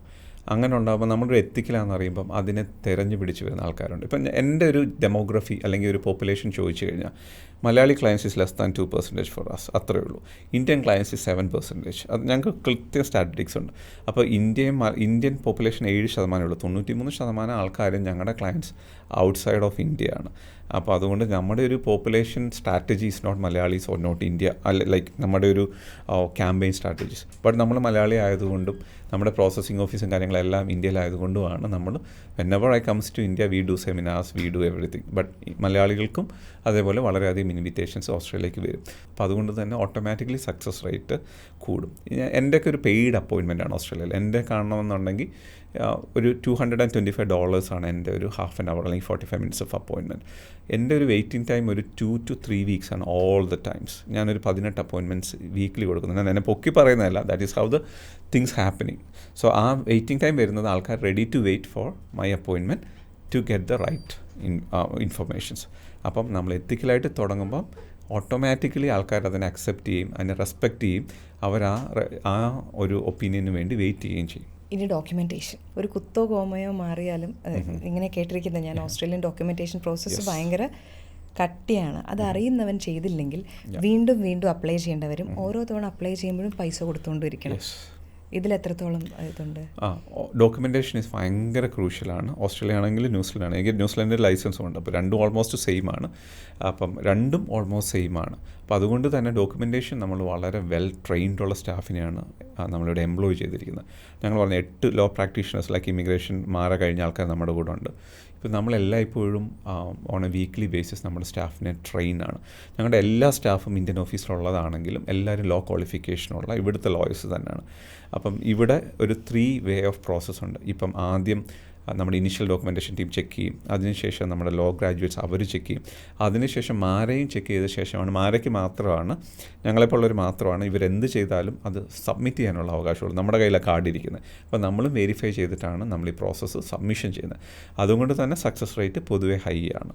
നമ്മൾ ഓസ്ട്രേലിയയിൽ ഉള്ള സമയത്ത് സ്കൂളിൽ ചെറിയ ക്ലാസ് തൊട്ട് അവർ സ്റ്റെം വളരെ പോപ്പുലർ ആയിട്ടുള്ളൊരു വേർഡാണ്. പക്ഷേ ഞാൻ ഇവിടെ ഉള്ളവർക്ക് വേണ്ടിയിട്ട് പറയുകയാണ് സ്റ്റെം. കെൻ യു ജസ്റ്റ് ആ സ്റ്റെമ്മിനെ കുറിച്ച് പറയുമോ? അപ്പോൾ സ്റ്റെം എന്ന് പറയുമ്പോൾ ഉദ്ദേശിക്കുന്നത് എന്താണെന്ന്? അത് നമ്മൾ ബേസിക്കലി ഇവിടെയൊക്കെ പറഞ്ഞ ടെക്നോളജി, സയൻസ്, മാത്തമാറ്റിക്സ്, അങ്ങനെ അത് അതുമായിട്ട് ബന്ധപ്പെട്ടുള്ള അഡ്വാൻസ് കോഴ്സുകളോ അതോ സിമിലർ ആയിട്ടുള്ള കോഴ്സുകൾ മാത്രമാണ്. So one of the occupation we call S mathematician in Australia. അത് ഇവിടെ മാത്സ് കഴിഞ്ഞാൽ ഒന്നുകിൽ ടീച്ചറാവും. ഒരു മാത്തമാറ്റീഷ്യൻ്റെ വേറൊരു സ്കോപ്പിലേക്ക് പലരും പോകുന്നത് കേരളത്തിൽ ഞാൻ കാണുന്നത് കുറവാണ്. അതുപോലെയാണ് സ്റ്റാറ്റിറ്റീഷ്യൻ ഒത്തിരി ഏരിയയിൽ വർക്ക് ചെയ്യുന്നവരുണ്ട്. AI സ്റ്റാറ്റിറ്റീഷ്യൻ ഉണ്ട്. അതുപോലെ തന്നെ നമ്മുടെ റിയൽ എസ്റ്റേറ്റിൽ സ്റ്റാറ്റിറ്റീഷ്യൻ ഉണ്ട്. അങ്ങനെ അവരുടെയൊക്കെ റോള് ഭയങ്കര ഹൈ ആണ്. ഈ സ്റ്റാറ്റിറ്റീഷ്യൻ, മാത്തമാറ്റീഷ്യനൊക്കെ വളരെ ഹൈ സ്കിൽഡ് ഒക്കുപേഷൻ ലിസ്റ്റിൽ ഓസ്ട്രേലിയക്ക് ഉള്ളതാണ്. അപ്പോൾ അതുമായിട്ട് ബന്ധപ്പെട്ട സ്റ്റെമ്മിൽ അങ്ങനെയുള്ള ഏതെങ്കിലും തരത്തിലുള്ള ക്വാളിഫിക്കേഷനും അത്തരത്തിലുള്ള എക്സ്പീരിയൻസും ഉണ്ടെങ്കിൽ ഓസ്ട്രേലിയയുടെ സ്കിൽ ലിസ്റ്റിൽ എപ്പോഴും അതുണ്ടാവും. അത് ജസ്റ്റിഫൈ ചെയ്തെന്നുള്ള. എന്തുകൊണ്ടാണ് ആളുകൾ ഇത്രയും ഓസ്ട്രേലിയയോട് ഇഷ്ടം കാണിക്കുന്നത്? അവിടെ വരാനുള്ള റീസൺസ് എന്താണ്? ഇപ്പം ഇപ്പോഴത്തെ ഒരു സാഹചര്യം നോക്കും, ഇപ്പോഴത്തെ ഒരു ജിയോ പൊളിറ്റിക്കൽ നോക്കിക്കഴിഞ്ഞാൽ തന്നെ നമുക്കറിയാം. ഇപ്പോൾ UK ഭയങ്കര പ്രശ്നങ്ങൾ നടക്കുന്നു. ട്രംപ് US അസ്ഥിരത കൊണ്ടുവരുന്നു. അപ്പോൾ ഇങ്ങനെയുള്ള രാജ്യങ്ങളെല്ലാം നോക്കുമ്പോൾ ഇപ്പോഴും സ്ഥിരതയുള്ളൊരു രാജ്യം ഓസ്ട്രേലിയയാണ്. ഓസ്ട്രേലിയയിൽ നിന്ന് അവിടെ ഒരു ആൻറ്റി മൈഗ്രേഷൻ റാലിയൊക്കെ 3 ആഴ്ച മുമ്പ് നടന്നെങ്കിലും അവിടെ ഒരു വൈഡായിട്ടൊരു പോപ്പുലേഷൻ ഒരു പ്രശ്നം ഉണ്ടാവുകയോ അങ്ങനെയുള്ള പ്രശ്നങ്ങളൊന്നും ഇപ്പോഴും അവിടെ ഇല്ല. ഇപ്പോഴും ഓസ്ട്രേലിയയെ സംബന്ധിച്ചിടത്തോളം ഓസ്ട്രേലിയ ഒരു വലിയ രാജ്യമാണ്. ഇന്ത്യയുടെ 3 ഇരട്ടിയുണ്ട്. കേരളത്തിൻ്റെ പോപ്പുലേഷൻ ഇല്ല. അപ്പോൾ നമുക്ക് പോപ്പുലേഷൻ ഇല്ലാതെ ആ രാജ്യം മുന്നോട്ട് പോകാൻ സാധിക്കില്ല. അപ്പോൾ ഞാൻ താമസിക്കുന്ന വീട്ടിൽ നിന്ന് എൻ്റെ അടുത്ത ഒരു ടൗൺഷിപ്പിലേക്ക് പോകാൻ 300 കിലോമീറ്ററോളം ഡ്രൈവ് ചെയ്ത് പോകണം. ആ 300 കിലോമീറ്ററും നമ്മുടെ ഇവിടുത്തെ പറയുന്ന പോലെ പട്ടിക്കാടാണ്. അവിടെ ഒരു മനുഷ്യരുമില്ല. Australia need more people to develop. അപ്പോൾ അതുകൊണ്ട് തന്നെ ഓസ്ട്രേലിയയുടെ സാധ്യതകൾ ഭയങ്കര ഹൈ ആണ്. ഒത്തിരി പോപ്പുലേഷൻ വേണം. ഓസ്ട്രേലിയ ഏറ്റവും കൂടുതൽ ധാതു ലവണങ്ങളുള്ള രാജ്യമാണ്. ഇന്ത്യക്ക് യുറേനിയം നൽകുന്നത്, കോള് നൽകുന്നത്, അദാനിക്ക് കോൾ മൈൻ പോലും ഓസ്ട്രേലിയയിലുണ്ട്. അപ്പോൾ ഏറ്റവും കൂടുതൽ ഇതുവരെ റിസോഴ്സ് യൂസ് ചെയ്യാത്ത ഒരു രാജ്യം കൂടിയാണ്. ഇനി ഇപ്പോൾ നമ്മൾ മെഡിക്കലിൻ്റെ കാര്യം പറഞ്ഞല്ലോ. ഇപ്പോൾ മെഡിക്കൽ പക്ഷേ നമ്മളെപ്പോഴും ട്രോളുകളിൽ കാണുന്നൊരു കാര്യമാണ്. ഇന്ന് കൈയൊടിഞ്ഞു, 4 മാസം കഴിഞ്ഞാൽ ഡോക്ടറെ കാണാം. ഇന്ന് ക്യാൻസർ വന്നു. പക്ഷേ ഇത് ഞാൻ നേരിട്ട് കണ്ടിട്ടുള്ളൊരു സംഭവമാണ്. ഫെബ്രുവരിയിൽ ക്യാൻസർ ഉണ്ടെന്ന് പറഞ്ഞു. സർജറി നവംബറിലായിരുന്നു. ആൾ ഒക്ടോബറിൽ മരിച്ചുപോയി.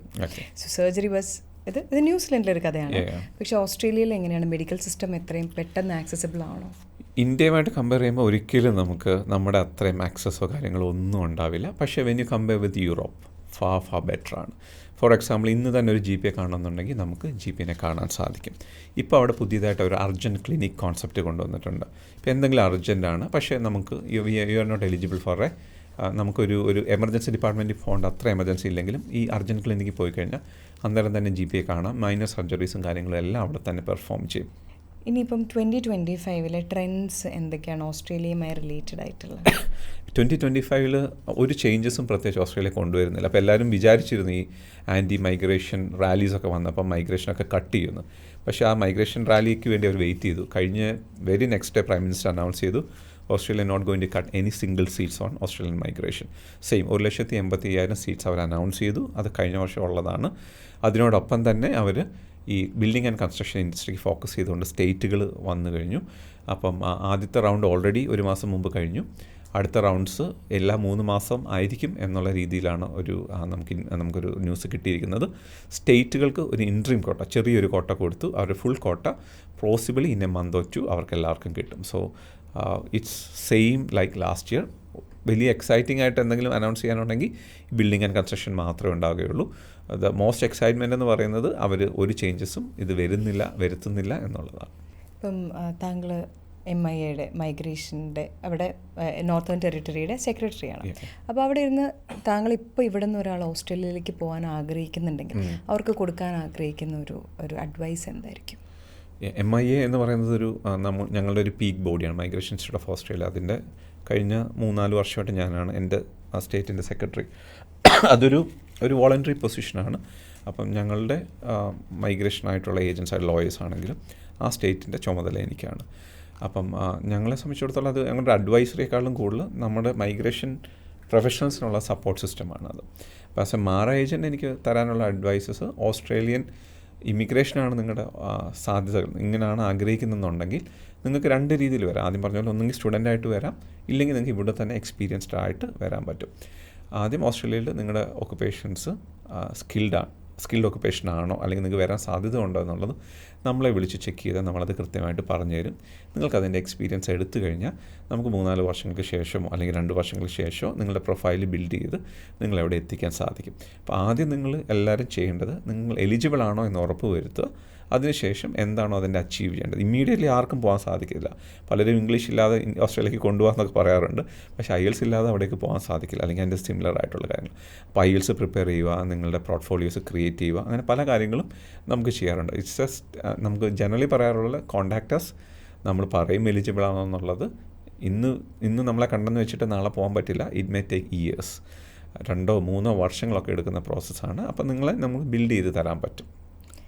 സ്റ്റുഡൻ്റായിട്ട് പോവുകയാണോ, ഇവിടെ നിന്ന് സ്കില്ല് അക്വയർ ആയിട്ട് അവരുടെ ലിസ്റ്റിൽ കയറി പോവുകയാണോ PR കിട്ടാനായിട്ട് എളുപ്പം? രണ്ടിനും ഒരേപോലെ സാധ്യതകളാണ് ഉള്ളത്. സോ സ്കില്ലെന്ന് പറഞ്ഞാൽ നമ്മുടെ ഓസ്ട്രേലിയക്ക് ഡിമാൻഡിങ് ഉള്ളതാണെങ്കിൽ ഇപ്പം ഞാൻ പോയതുപോലെ ഇവിടെ എക്സ്പീരിയൻസ് ആയിക്കഴിഞ്ഞാൽ നമുക്ക് വിസ അപ്ലൈ ചെയ്ത് പോകാൻ സാധിക്കും. സ്റ്റുഡൻ്റ് ആണെങ്കിലും അവിടെ വന്ന് പഠിച്ച ശേഷം അതാത് ഏരിയയിൽ ജോലി കിട്ടുവാണെങ്കിൽ, അല്ലെങ്കിൽ അതാത് നമ്മൾ പറയുന്ന സ്റ്റേറ്റുകളിലോ PR സപ്പോർട്ട് ചെയ്യുന്ന ടെറിട്ടറിയിലോ പഠിക്കുവാണെങ്കിൽ അതും PRലേക്ക് പോകാൻ സാധിക്കും. ഞങ്ങൾ ഏറ്റവും അടുത്ത് ഓസ്ട്രേലിയ എന്ന് ഏറ്റവും കൂടുതൽ പത്രത്തിൽ കണ്ടത് നവ്യ നായർ ഓണം സെലിബ്രേറ്റ് ചെയ്യാൻ അങ്ങോട്ട് വന്നു കഴിഞ്ഞപ്പോഴാണ്. അത് എന്താ ശരിക്കും ബയോസെക്യൂരിറ്റിയുടെ ഇതുകൊണ്ടാണോ, ലൈക്ക് ഓസ്ട്രേലിയ അത്രയും സ്ട്രിക്റ്റ് ആയിട്ടുള്ളൊരു ഇതാണോ? നമ്മുടെ ഒന്നും വിത്തുകൾ അങ്ങനെ ഒന്നും നമ്മുടെ ഒന്നും അവിടെ കൊണ്ട് കൃഷി ചെയ്യാനൊന്നും നമുക്ക് പറ്റത്തില്ല.